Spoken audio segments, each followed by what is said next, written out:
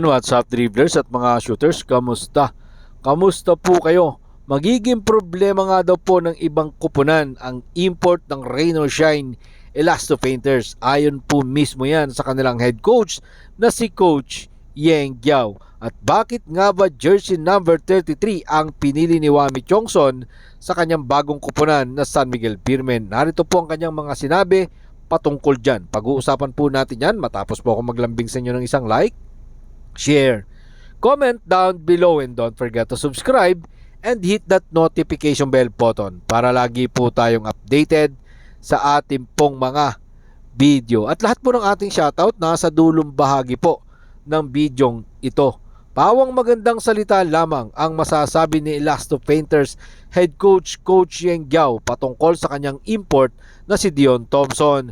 Sa panalo nga po ng Elasto Painters sa guest team na Hong Kong Eastern 99-81 sa pagpapatuloy ng 49th season ng PBA Commissioner's Cup sa loob ng Ninoy Aquino Stadium. Ang American Ivorian ay halatang komportable na sa sistema ng kupunan na Rain or Shine Elasto Painters matapos nga po ang kanyang unang laro at makapag-ambag ng kanya pong average or score na 21 points, 15 rebound, 3 assists, 3 steal, 2 block. Sapat yan para bigyan ng unang panalo ang kanyang kupunan na Rain or Shine Elasto Painters, at sapat din po yan para bigyan ng unang pagkatalo ang guest team na Hong Kong Eastern. Dahil dyan, narito po ang sinabi ni Coach Yeng Giao patungkol sa kanya pong import na si Dion Thompson sa ulat ni John Ballesteros ng One Sports.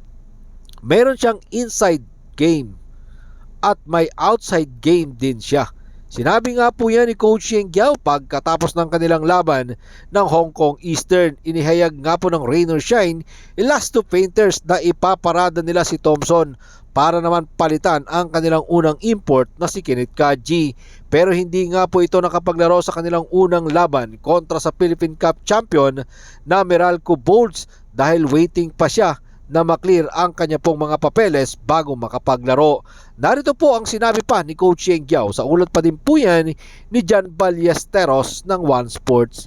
He changed the chemistry for the better. Mas maganda yung ikot ng bola. Ang galing niyang dumepensa. He giving us also the rebound that we needed. Medyo malas pa nga siya sa labas, pero tingin ko pag lumabas na ang tunay na laro niya, mas magiging problema siya ng ibang teams. Yan ang ating masusubukan. Masusubukan po natin yan. Ito pong si import Dion Thompson dito po sa pakikipagbakbakan nila this coming Tuesday sa defending champion, Commissioner's Cup champion na San Miguel Beermen. 7:30 po yan dyan sa Peel Oil Eco Oil Center. Sa ngayon, etong San Miguel Beermen ay may isang panalo na at naghahanap pa rin po sila ng import na sasakto sa kanilang sistema, habang wala pa nga po ang kanilang best choice na si Gilas Pilipinas Naturalized Player Candidate na si Benny Boatwright. So far, si Quincy Miller muna ang kanilang ginagamit. So let's see kung muli nga bang makakapag-deliver ang Elasto Painters import na si Dion Thompson laban sa defending champion na San Miguel Beermen. At eto, speaking of San Miguel Beermen, bakit nga ba kinailangan ni Wami Chongson na bitawan ang kanya pong jersey number 3 matapos nga po siyang malipat sa defending Commissioner's Cup champion na San Miguel Beermen? At hudyat na rin po yan ng kanya pong bagong simula ng kanyang basketball career. Gamit nga po ang number 33 kaakibat ng kanya pong apelyido sa likod na Chongson. Pero ibinunyag nga po ni Wami Chongson na mayroon na siyang pahintulot na gamitin ang number 3 dahil ibinigay na nga po sa kanya ng dating may-ari o nagmamay-ari na si Mo Tautua ang jersey number para ngayon pong conference. Pero sinabi nga po sa kanya na hindi na ito pwedeng magamit. Narito po ang sinabi ni Wami Chongson sa ulat ni Ruben Terrado ng Spin.ph. Actually, mag number 3 ako, binigay na sa akin ni Mo. Pero sabi nila, bawal na. I guess double lock na. Actually, hindi ko din alam. Sinabihan lang po ako na bawal na.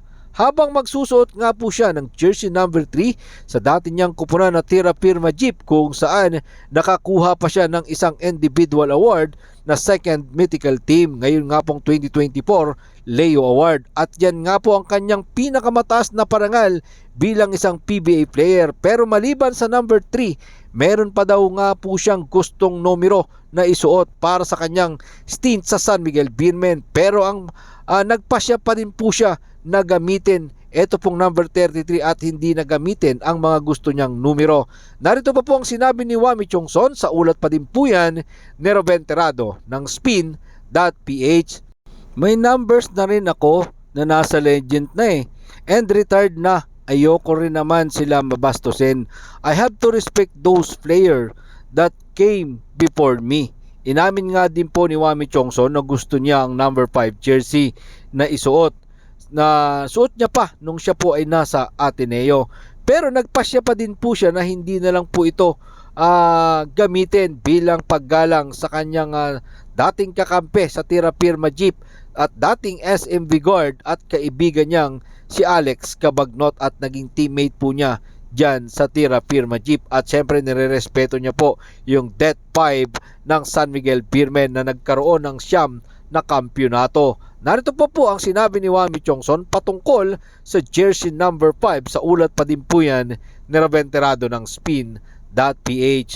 Number 5 nga po sana, pero kay Alex yun love ko pa naman si Alex Cabagnot. Si Alex Cabagnot po sa ngayon ay nasa team ng Converge Fiberxers na dati ring naglaro sa kupunan ng Tira Firma, at naging kakampi nga po niya dyan etong si Wami Chongson.